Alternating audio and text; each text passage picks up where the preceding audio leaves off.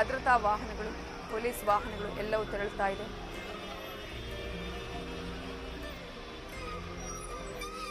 ಹೆಚ್ಚಿನ ಭದ್ರತೆಯನ್ನು ನಿಯೋಜನೆ ಮಾಡಲಾಗಿದೆ. 13,000ಕ್ಕೂ ಹೆಚ್ಚು ಪೊಲೀಸರನ್ನ ಎಲ್ಲಾ ಯಾವ್ಯಾವ ರಸ್ತೆಯ ಮೂಲಕ ಮೆರವಣಿಗೆ ಸಾಗುತ್ತೆ ಆ ರಸ್ತೆಯ ಮೂಲಕ ಈಗ ಭದ್ರತೆಯನ್ನ ಹೆಚ್ಚಿಸಲಾಗಿದೆ.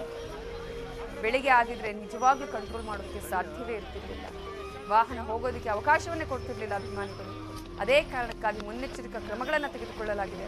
ಅದೇ ಕಾರಣಕ್ಕಾಗಿ ಈ ಒಂದು ನಿರ್ಧಾರವನ್ನು ಕೈಗೊಂಡಿದ್ದಾರೆ. ಅಂತಿಮ ಯಾತ್ರೆ ಆರಂಭ ಆಗಿದೆ. ಅಂತಿಮ ನಮನವನ್ನ ಎಲ್ಲರೂ ಸಲ್ಲಿಕೆ ಮಾಡಿದ್ದಾರೆ.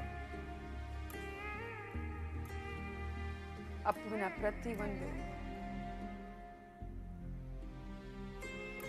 ಫೋಟೋಗಳು ಅವರು ಬದುಕಿದ್ದಂತಹ, ಅವರು ಜೀವಿಸಿದ ರೀತಿಯನ್ನ ಹೇಳ್ತಾ ಇದ್ದಾರೆ. ಕುಟುಂಬಸ್ಥರು ಕಂಠೀರವ ಸ್ಟುಡಿಯೋಗೆ ಆಗಮಿಸಿದ್ದಾರೆ. ಮತ್ತೊಂದು ಕಡೆ ಅಂತಿಮ ಯಾತ್ರೆ ನಡೀತಾ ಇದೆ. ಚಿರಶಾಂತಿ ವಾಹನ ಈಗ ಕಂಠೀರವ ಸ್ಟೇಡಿಯಂನಿಂದ ಹೊರಟು ಕಂಠೀರವ ಸ್ಟುಡಿಯೋದ ಕಡೆಗೆ ತೆರಳುತ್ತಾ ಇದೆ. ವಾಹನದಲ್ಲಿ ಅವರ ಕುಟುಂಬಸ್ಥರಿದ್ದಾರೆ. ರಾಘವೇಂದ್ರ ರಾಜ್ಕುಮಾರ್, ಶಿವರಾಜ್ ಕುಮಾರ್, ವಿನಯ್ ರಾಜ್ ಅವರ ಇಡೀ ಮನೆಯವರಲ್ಲಿದ್ದಾರೆ. ಮತ್ತೊಂದು ಕಡೆ ಕಂಠೀರವ ಸ್ಟುಡಿಯೋದಲ್ಲಿ ಅವರ ಕುಟುಂಬಸ್ಥರು ಪಾಲ್ಗೊಂಡಿದ್ದಾರೆ. ಇದು ಅವರ ಕುಟುಂಬಸ್ಥರಿಗೆ ಮಾತ್ರ ಇದೆ, ಅಲ್ಲಿ ಅವಕಾಶ ಇರೋದು ಬೇರೆ ಯಾರಿಗೂ ಇಲ್ಲ. ರಾಜ್ಕುಮಾರ್ ಅವರ ಸ್ಮಾರಕದ ಪಕ್ಕವೇ ಅಪ್ಪುವಿಗೂ ಅಲ್ಲಿ ಜಾಗ, ಅವರ ಪಕ್ಕದಲ್ಲೇ ಇರೋದು. ಪಾರ್ವತಮ್ಮ ರಾಜ್ಕುಮಾರ್, ಪುನೀತ್ ರಾಜ್ಕುಮಾರ್. 4 ವರ್ಷ ಆಯ್ತಷ್ಟೇ ಪಾರ್ವತಮ್ಮ ರಾಜ್ಕುಮಾರ್ ಅವರು ತೀರ್ಕೊಂಡು. ಅಷ್ಟು ಬೇಗ ತಮ್ಮ ಮಗನನ್ನ ಅವರು ಅಲ್ಲಿಗೆ ಕರೆಯಿಸ್ತಾರೆ ಅನ್ನುವಂತಹ ಯಾವ ಊಹೆ ಯಾರಿಗೂ ಇಲ್ಲ. ಕೊನೆಯ ಕುಡಿಯ ಮೇಲೆ ಬಹಳ ಪ್ರೀತಿ. ರಾಜ್ಕುಮಾರ್ ಅವರಿಗೂ ಅಷ್ಟೇ ಎಷ್ಟು ಪ್ರೀತಿ ಅಂದ್ರೆ ಅಪ್ಪು ಅಂತ ಹೆಸರಿಟ್ಟಿದ್ದೇ ಅದಕ್ಕೆ.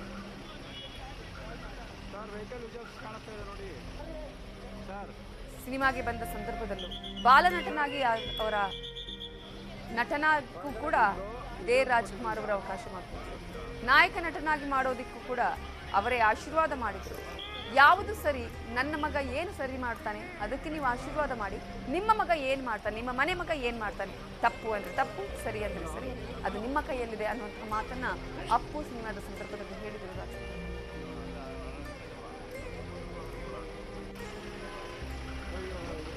ಅಂತ್ಯಕ್ರಿಯೆಯಲ್ಲಿ ಜನರಿಗೆ ಅವಕಾಶ ಇಲ್ಲ. ಅಲಂಕೃತ ಚಿರಶಾಂತಿ ವಾಹನದಲ್ಲಿ ಯಾತ್ರೆ ಆರಂಭ ಆಗಿದೆ. ನಾವೇನೋ ಯೋಚನೆ ಮಾಡಿದ್ರೆ ಅಭಿಮಾನಿಗಳ ಯೋಚನೆನೇ ಬೇರೆ. ನೋಡ್ತಾ ಇದ್ದೀರಲ್ಲ ರಸ್ತೆಯ ಎರಡೂ ಭಾಗದಲ್ಲಿ, ಅದು ಯಾವುದೇ ಸಮಯ ಆಗಿರಲಿ, ಬೆಳಗಿನ ಜಾವನ, ಮಧ್ಯರಾತ್ರಿನ, ಅಪ್ಪುಗೆ ನಮನ ಸಲ್ಲಿಸಬೇಕು ಅಷ್ಟೇ. ಪ್ರತಿಯೊಬ್ಬರು ರಸ್ತೆಯಲ್ಲಿ ಕಾಯ್ತಾ ಇದ್ದಾರೆ. ಅಂತಿಮ ಯಾತ್ರೆ ನಡೆಯುತ್ತೆ ಅಂತ ಗೊತ್ತಿದೆ. ಏನೋ ಒಂದು ಮಾಡ್ತಾರೆ, ಇವರು ಹೇಳೋದೊಂದು ಮಾಡೋದೊಂದು ಅಂತ ಹೇಳಿ. ಅದೇ ಕಾರಣಕ್ಕಾಗಿ ಅಭಿಮಾನಿಗಳು ಕಾಯ್ತಾ ಕೂತಿದ್ದಾರೆ. ಮೆರವಣಿಗೆ ನಡೆಯುವಂತಹ, ಅಂತಿಮ ಯಾತ್ರೆ ಹೋಗುವಂತಹ ಎಲ್ಲ ರಸ್ತೆಯ ಇಕ್ಕೆಲಗಳಲ್ಲೂ ಜನ ಕಿಕ್ಕಿರಿದು ತುಂಬಿದ್ದಾರೆ. ಅಂತಿಮ ನಮನವನ್ನ ಸಲ್ಲಿಕೆ ಮಾಡೋದಕ್ಕೆ, ಕೊನೆಯ ವಿದಾಯವನ್ನ ಹೇಳೋದಕ್ಕೆ ಜನ ಕಾಯ್ತಾ ಇರೋದನ್ನ ನಾವು ನಿಮ್ಗೆ ತೋರಿಸ್ತಾ ಇದ್ದೀವಿ. ನಾನು ಆಗ್ಲೇ ಹೇಳ್ತಾ ಇದ್ದೆ, ಒಂದು ವೇಳೆ ಬೆಳಗಿನ ಜಾವ ಏನಾದ್ರೂ ಆಗಿದ್ರೆ 6 ಗಂಟೆ 7 ಗಂಟೆ ಆಗಿದ್ರೆ ಹೇಗಿರ್ಬೋದಿತ್ತು ಅಂತ. ಆದ್ರೆ ಈಗಲೇ ಅಂತಹ ಒಂದು ದೃಶ್ಯ ಸಿಗ್ತಾ ಇದೆ. ರಸ್ತೆ ಉದ್ದಕ್ಕೂ ಮೆರವಣಿಗೆ ಸಾಗುವಂತಹ ರಸ್ತೆಯುದ್ದಕ್ಕೂ ಕೂಡ ಈಗ ಜನ ಕಾಯ್ತಾ ಇದ್ದಾರೆ. ಅಂತಿಮ ಯಾತ್ರೆ ಇಲ್ಲೇ ಈ ರಸ್ತೆಯ ಮೂಲಕವೇ ಹೋಗುತ್ತೆ ಅಂತ ಹೇಳಿ. ಕೊನೆಯ ನಮನ ಇದು ಅವ್ರದ್ದು. ಅಂತಿಮ ಯಾತ್ರೆ ಒಂದ್ ಕಡೆ ಹೋಗ್ತಾ ಇದ್ರೆ, ಮತ್ತೊಂದ್ ಕಡೆ ನಾವು ಮೇಣದ ಬತ್ತಿಯ ಮೂಲಕ ನಾವು ನಮನವನ್ನ ಸಲ್ಲಿಸ್ತೀವಲ್ಲ, ಶಾಂತಿಯನ್ನ ಕೋರ್ತೀವಲ್ಲ, ಶ್ರದ್ಧಾಂಜಲಿಯನ್ನು ಅರ್ಪಿಸ್ತೀವಲ್ಲ, ಅದೇ ರೀತಿಯಾಗಿ ಮೊಬೈಲ್ ಫ್ಲಾಶ್ ಲೈಟ್ಗಳನ್ನ ಹಾಕಿ ಒಂದ್ ಕಡೆ ಕೊನೆಯ ಫೋಟೋವನ್ನು ತೆಗೆದುಕೊಳ್ಬೇಕು ಅನ್ನುವಂತಹ ಯೋಚನೆಗೆ ಎಲ್ಲರೂ ಕೂಡ ಇದ್ದಾರೆ.